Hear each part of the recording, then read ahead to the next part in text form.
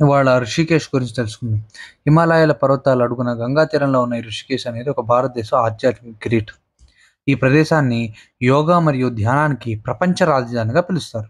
ఇక్కడ అడుగుపెట్టిన ప్రతి క్షణం నుండి మనసుకు ఆధ్యాత్మిక శాంతి లభిస్తుంది. గంగా ప్రవాహం, పర్వతాల మధ్య గాలి, దేవాలయాలు, ఘంటారావాలు అండ్ అన్నీ కలిపి ఒక దివ్యమైన వాతావరణాన్ని సృష్టిస్తాయి. ఋషికేశ్ పేరు చరిత్రలో చాలా గొప్పది. అనేక మహర్షులు, ఋషులు ఇక్కడ తపస్సు చేసి పరమజ్ఞానం పొందారు. అందుకే దీన్ని ఋషుల కేశం అని అంటారు. తర్వాత కాలంలో ఋషికేశ్‌గా పిలువబడింది. ఇది ప్రతి ఘాట్, ప్రతి రాయి, ప్రతి దేవాలయం ఒక కథ చెప్తుందిక్కడ. అండ్ అలాగే ప్రత్యేకంగా త్రివేణి ఘాట్ అనేది ఒక గంగా, యమున, సరస్వతి నదుల కలిసే పవిత్ర స్థలం. అండ్ ఈ సమయంలో ఈ ఈ సమయ సాయంత్రం కాలంలో ఇక్కడ జరిగే గంగా హారతి చూడగానే మనసు పరవశించిపోతుంది. అండ్ అలాగే వేళల్లో ఇక్కడిక్కడ ఎంతోమంది గొప్ప జనాలు ఇక్కడికి వస్తారు. ధ్యానం చేస్తారు. ఫారినర్స్ కూడా వచ్చి ఇక్కడ ధ్యానం చేస్తారు. అండ్ అలాగే ఈ సాయంత్రం ఇక్కడ జరిగే ఈ గంగా హారతిని కన్ఫర్మ్‌గా తప్పకుండా విజిట్ చేయండి. ఈసారి గనుక మీరు వెళ్తే. దీపాల నదులతో తేలుతూ వెళ్ళే ఆ దృశ్యం జీవితాంతం మర్చిపోలేం. అండ్ అలాగే లక్ష్మణ్ జూలా, రామ్ జూలా వంతెనలు ఇక్కడ ప్రత్యేక ఆకర్షణలు. అండ్ అలాగే ఇక్కడ వంతెనలో మీద నడుస్తూ గంగా కింద నుంచి చూస్తే మనకు మనసు ఎందుకో భయం కలిగిన వాతావరణం కలుగుతుంది. బట్ ఇక్కడ ఎన్నో ఆశ్రమాలు అండ్ అలాగే ఆహ్, పార్థ్మన్ నికేతన్, అండ్ అలాగే శివానంద్ ఆశ్రమం అండ్ బిటల్స్ ఆశ్రమం ఇవన్నీ ప్రపంచానికి ప్రసిద్ధిగా చెందాయి. తప్పుగా పలుకుంటే క్షమించండి. కొంచెం తెలుగు పలకడం కష్టంగా ఉంది. అండ్ అలాగే యోగ సాధన, ధ్యానం, వేద పఠనం ఇక్కడ ప్రత్యేక స్థానాన్ని నెలకొల్పాయి. ఇక్కడ ప్రతిరోజు జరిగే దృశ్యం ప్రపంచం నలుమూలల నుండి విదేశాలకి గూడా వచ్చి ఇక్కడ యోగాని నేర్చుకుంటారు. అందుకే ఋషికేశ్ కేవలం భారతీయులకు మాత్రమే కాదు, ప్రపంచానికి ఒక ఆధ్యాత్మిక నగరం. కానీ ఋషికేశ్ అందం కేవలం దేవాలయాలు, ఆశ్రమాలకే పరిమితం. ఇక్కడ ప్రకృతి అద్భుతంగా ఉంది. హిమాలయాల స్వచ్ఛమైన గాలి, గంగా ప్రవాహం, పర్వతాల నిశ్శబ్దం అన్నీ కలిపి మనసుకు ప్రశాంతంగా వాతావరణాన్ని చేకూరుస్తాయి. మనశ్శాంతి, మానసిక ప్రశాంతత మనకెప్పుడు ఉండే బిజీ లైఫ్, టెన్షన్‌లు వీటన్నిటి మధ్య ఈ యొక్క హృషికేశ్ మీరు విజిట్ చేసినట్టయితే ఎంతో గొప్పగా ఉంటుంది. నేను ఎప్పటినుండో ఇక్కడికెళ్ళి ధ్యానం చెయ్యాలి అనే నియమం నాకు కూడా ఇక్కడుంది. అందుకే ఒకసారి ఉదయాన్నే త్రివేణి ఘాట్ ద్వారా గంగాలో స్నానం చేసి అయితే జీవితాంతం గుర్తుండిపోయే అనుభవం అవుతుంది. అండ్ రాత్రి వేళలో అయితే దీపాలు వెలిగిన గంగా తీరంలో కూర్చుంటే మనసుకు ఒక దివ్యమైన శాంతి లభిస్తుంది. అండ్ ఋషికేశ్ నుండి చార్ధామ్ యాత్ర మొదలవుతుంది. కేదార్‌నాథ్, బద్రీనాథ్, గంగోత్రి, యమునోత్రి అన్నీ ఒకటే మార్గం గుండా వెళ్తా ఉంటాయి. చార్ధామ్ యాత్ర దీన్ని చోటా చార్ధామ్ యాత్ర అంటారు. సో, చార్ధామ్ యాత్ర ఇంకోటి పెద్దదుంది. సో, అది లైక్ రామేశ్వరం, పూరి జగన్నాథ్, కాశీ అండ్ అయోధ్య వీటిని చార్ధామ్ యాత్ర నాకు తెలిసినంత వరకు as for my information. So, అందుకే ఋషికేశ్‌ని దేవతల గడప అని కూడా పిలుస్తుంటారు. ఇక్కడ ఒక ప్రత్యేకమైన రహస్యం గూడా ఉంది. అనేక ఋషులు ఇక్కడ యోగ సాధనలో మునిగిపోయి శరీరాన్ని విడిచిపెట్టి పరమాత్మలో లీనమయ్యారనే కథలు కూడా ఉన్నాయి. ఈ ప్రదేశంలో తపస్సు చేసిన వారి ఆధ్యాత్మిక శక్తి ఇప్పటికీ గాల్లో, నీటిలోకి, నేలలో ఉంటూనే ఉంటుంది. అండ్ భక్తులు ఇక్కడ వచ్చిన ధ్యానం చేస్తూ ఎందుకు అంత శాంతి కలుగుతుందో ఇక్కడ ఇదే కారణమని విశ్వసిస్తారు.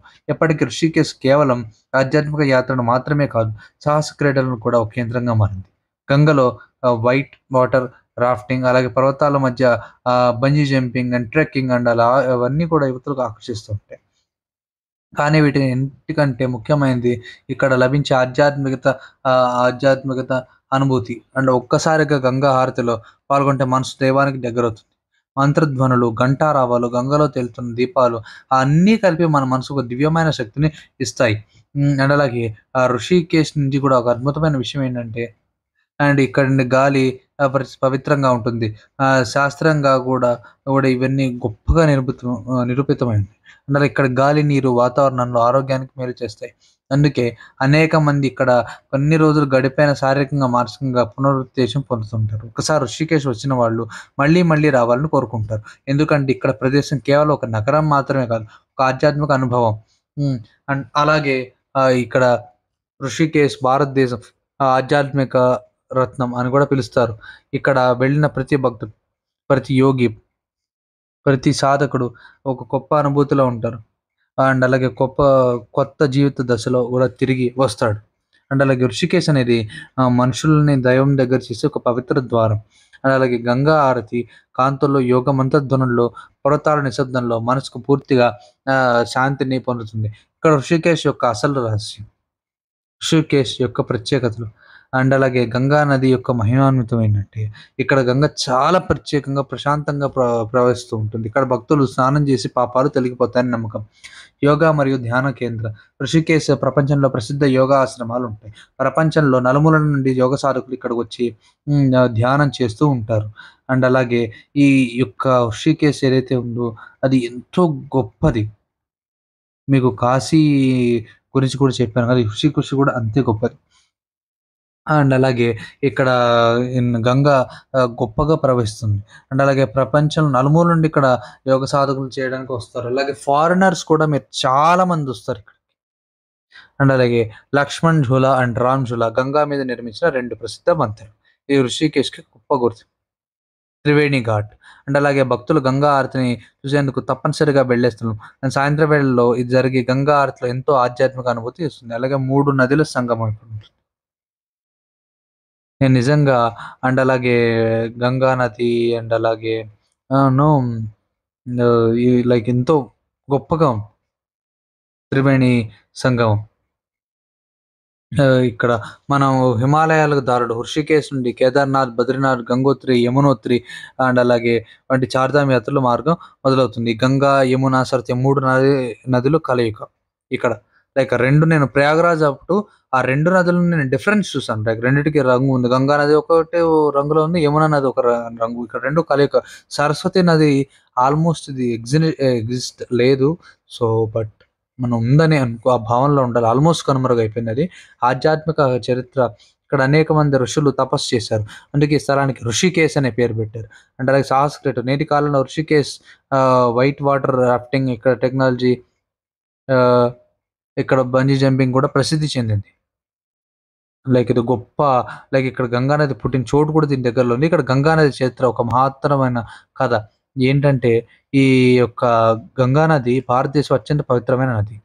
దీన్ని గంగామాతను కూడా పిలుస్తారు. గంగా అనేది కేవలం ఒక నది మాత్రమే కాదు. కోట్లాది భారతీయుల భక్తి, విశ్వాసం, జీవన ఆధారం అని అలాగే పురాణాలు చెప్పబడిన ప్రకారం గంగా మొదట స్వర్గంలో ప్రవహించింది. భగీరథుడు మహారాజు అని పితృదేవతలు మోక్షం కలిగించేందుకు గంగ భూమిని తీసుకురావాలని తీవ్రంగా తపస్సు చేశాడు. గంగ విష్ణుమూర్తి పాదాల దగ్గర పుట్టింది.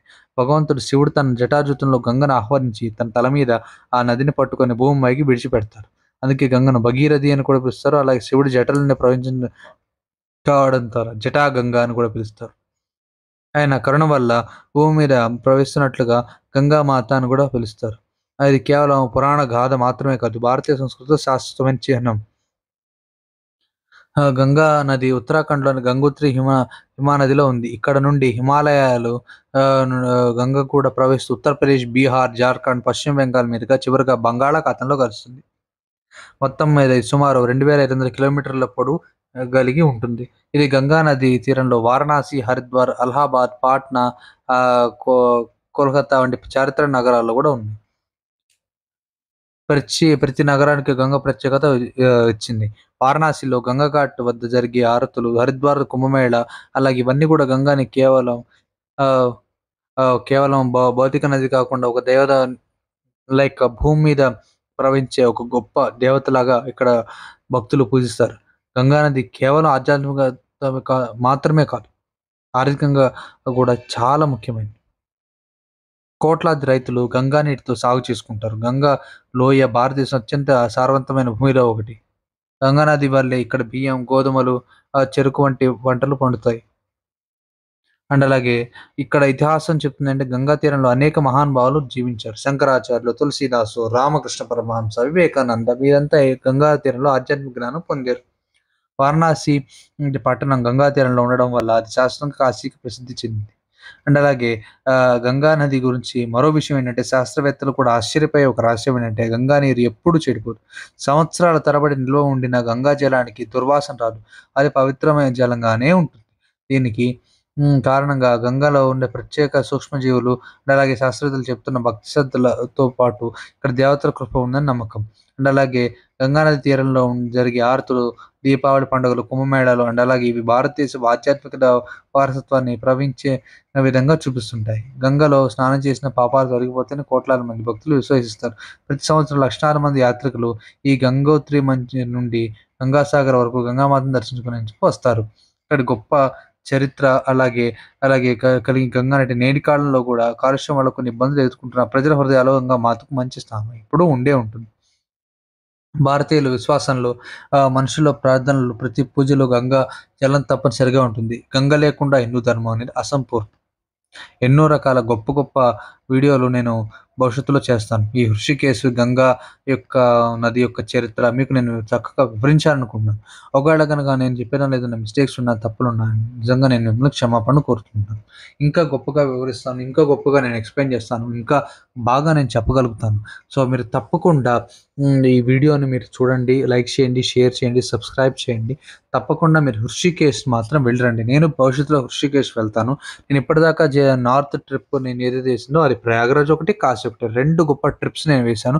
భవిష్యత్తులో అయోధ్య వెళ్ళాలి. ఆ తర్వాత బద్రీనాథ్ వెళ్ళాలి, కేదార్‌నాథ్ వెళ్ళాలి, యమునోత్రి వెళ్ళాలి, గంగోత్రి వెళ్ళాలి. చాలా రకాల గొప్ప గొప్ప క్షేత్రాలున్నాయి. అవన్నీ కూడా నేను విజిట్ చేస్తాను తప్పకుండా. Thank you. జై గంగామాత.